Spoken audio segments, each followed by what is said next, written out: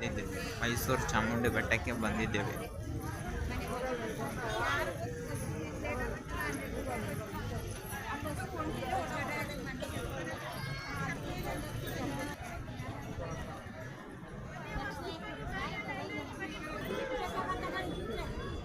ಸೈಡಿಗೆ ಚಾಲು ಮಾಡಕ್ ಬಂದೆ, ಚಾಲು ಮಾಡಿ.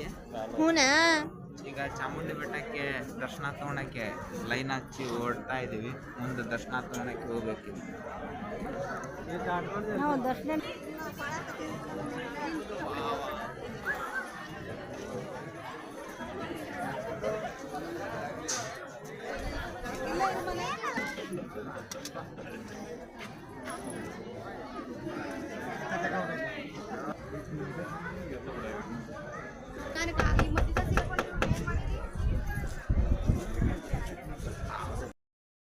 ಟೈಮಿಂಗ್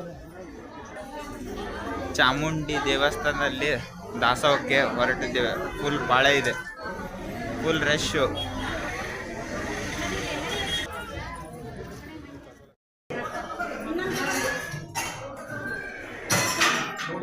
ದಾಸೋಹ ತೋರಿ